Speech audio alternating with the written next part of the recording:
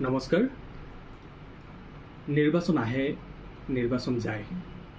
কিছু থাকি যায়, কিছু তথ্য, বিভিন্ন প্ৰসংগ, জনমানসৰ ঢৌ। আৰু সেইবোৰেই আকৌ এদিন ইতিহাস হৈ পৰে। এই কথাখিনি কোৱাৰ এটা বিশেষ প্ৰসংগ আছে। আজি তেনেধৰণৰ এখন বিশেষ গ্ৰন্থৰ প্ৰসংগলৈ আপোনালোকৰ মাজলৈ আহিছোঁ।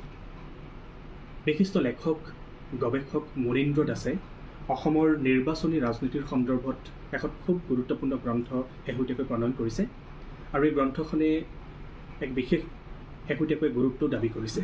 এই গ্ৰন্থখনেই হৈছে অসমৰ নিৰ্বাচনী ৰাজনীতিৰ ইতিহাস 1905 চনৰ পৰা 2025 বৰ্ষলৈ।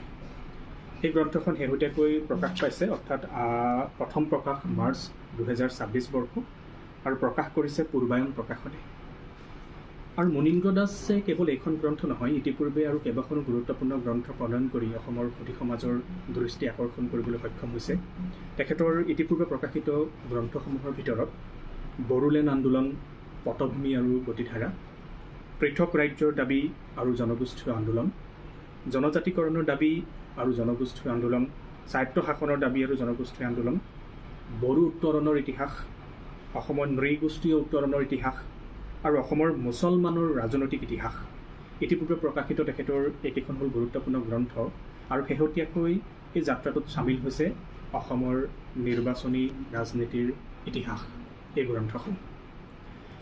এই গ্ৰন্থখনক অসমৰ ৰাজনৈতিক বিৱৰ্তনৰ এক বিস্তৃত আৰু তথ্য সমৃদ্ধ দলিল বুলি আচলতে অভিহিত কৰিব পাৰোঁ।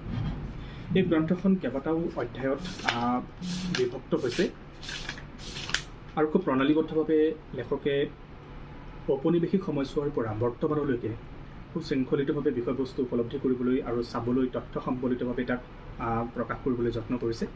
প্ৰথম অধ্যায়ত অসমত ব্ৰিটিছ ঔপনিৱেশিক শাসনৰ আদিচোৱা সম্পৰ্কে তেওঁ আলোচনা কৰিছে। দ্বিতীয় অধ্যায়ত ঔপনিৱেশিক শাসনৰ মধ্যচোৱা দ্বৈত শাসন সম্পৰ্কে।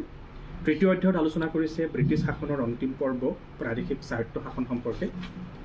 চতুৰ্থ অধ্যায়ত তেখেতে আলোচনা কৰিছে স্বৰাজোত্তৰ কালৰ অসমৰ নিৰ্বাচনী ৰাজনীতি। পঞ্চম অধ্যায়ত 60 আৰু 70 দশকৰ নিৰ্বাচনী ৰাজনীতি। ষষ্ঠ অধ্যায়ত জৰুৰী অৱস্থাৰ পাছৰ অসমৰ নিৰ্বাচনী ৰাজনীতি। সপ্তম অধ্যায়ত অসম আন্দোলনৰ পাছৰ অসমৰ নিৰ্বাচনী ৰাজনীতি। 2001 চনৰ নিৰ্বাচন, কংগ্ৰেছ দলৰ প্ৰত্যাৱৰ্তন সম্পৰ্কে অষ্টম অধ্যায়ত আলোচনা কৰিছে। আৰু নৱম অধ্যায়ত 2016 চনৰ নিৰ্বাচন, অসমত বিজেপিৰ শাসন। পৰিশিষ্টত তেখেতে আৰু কিছু গুৰুত্বপূৰ্ণ প্ৰসংগ, যেনে বিধানসভাৰ সদস্যসকল 2021 চনলৈকে তথ্যসমূহ তেওঁ সংকলিত কৰি দিছে পৰিশিষ্টত। গতিকে এই সূচীপত্ৰখনেই কয় যে গ্ৰন্থখনৰ গুৰুত্ব কিমান। এই গ্ৰন্থখনৰ খুব গুৰুত্বপূৰ্ণ আৰু এটা কথা কওঁ যে গোটেই কিতাপখনেই হৈছে তথ্য সমৃদ্ধ, ভাষা খুব সহজ সৰল, পোনপটীয়া, কিন্তু বিষয়বস্তু গধুৰ।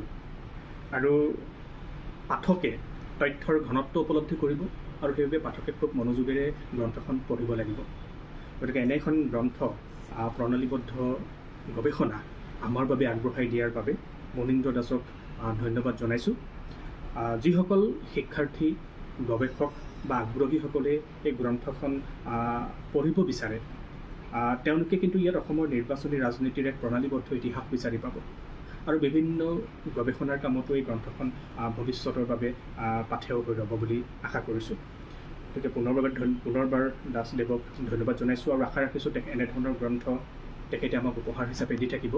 মই খুব চমুকৈহে কিতাপখনৰ প্ৰসংগ আপোনালোকক অৱগত কৰিলোঁ, কাৰণ এই কিতাপখন সম্পূৰ্ণ এখন তথ্য সম্বলিত গ্ৰন্থ।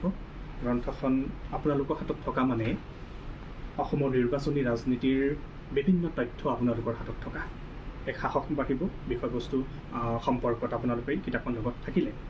গতিকে শেহতীয়াকৈ যি ধৰণৰ গ্ৰন্থ প্ৰকাশ পাইছে, কেইবাজনো লেখকে বিভিন্ন গুৰুত্বপূৰ্ণ গ্ৰন্থ প্ৰকাশ কৰিছে, তাৰ মাজতে এইখন এখন গুৰুত্বপূৰ্ণ। পুনৰবাৰ দাসক ধন্যবাদ জনাই মোৰ চমুকৈ এই কথাষাৰ সামৰিলোঁ। Thank U.